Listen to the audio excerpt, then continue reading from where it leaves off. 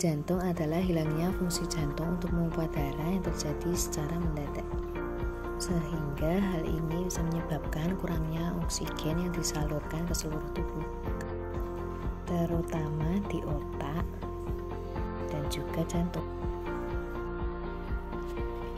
Bila kurang oksigen ke otak, maka sel-sel otak akan mati dan hilangnya kesadaran dan fungsi otak lainnya.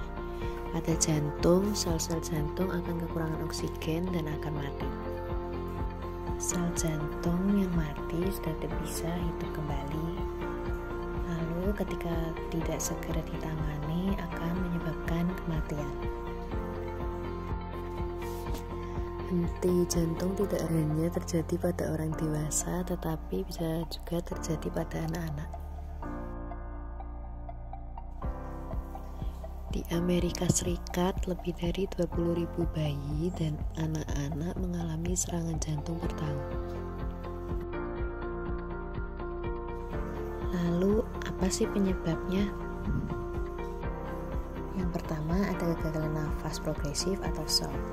Jadi, henti jantung ini didahului oleh periode perburukan yang bervariasi, yang pada akhirnya menyebabkan gagal jantung dan paru, lalu bradikardi, dan henti jantung.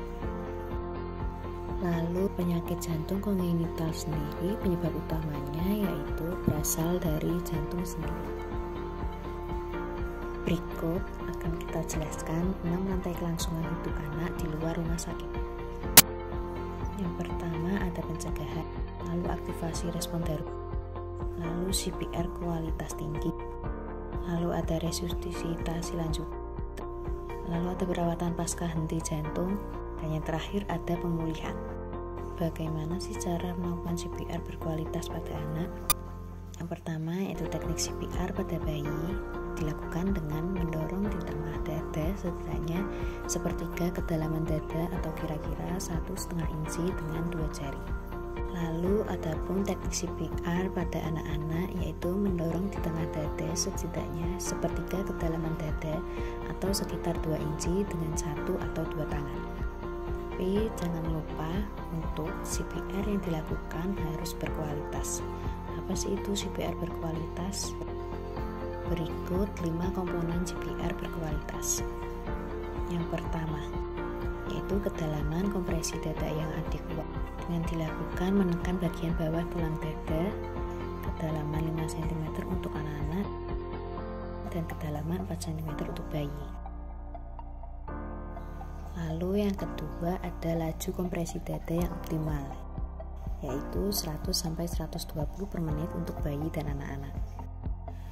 Yang ketiga yaitu meminimalkan interupsi saat CPR, yaitu 80% atau lebih dari siklus CPR terdiri dari kompresi dada. Yang keempat yaitu memungkinkan recoil dada penuh. Dan cara lepaskan semua tekanan pada dada di antara kompresi, hindari bersandar di dada pada akhir kompresi, dan yang terakhir yaitu biarkan dada mengembang sempurna.